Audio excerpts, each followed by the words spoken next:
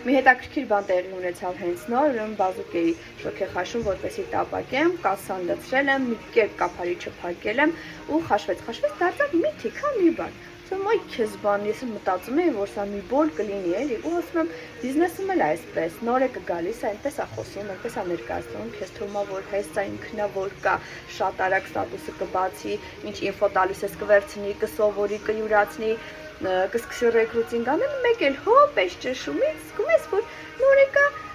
կամ հիասթափվում է, կամ խեղճանում է, կամ զգում է, որ այս իր ոլորտը չէ, մտածում է, որ սա դժվար է, բայց չեք հասկանում ընկերներ մի բան, որ եթե դժվարություն չլինի, դուք չեք դառնային, ինչի համար որ ծնվել եք։ Ձեր կյանքը կմնա նույնը, որտեղ արդեն իսկ այն գործողությունները, որ դուք անում եք, դուք ունեք ինչ որ ունեք։ Ավելին ունենալու համար, այո, պետք է անցնել այդ դժվարությունների մեջով։ Պետք է ինչ որտեղ էլ նաև ցավի մեջով անցնես, որպեսզի ունենաս էլ ավելին, քան հիմա կա։ Սա երբ հասկանաք, լիքը բան կփոխվի։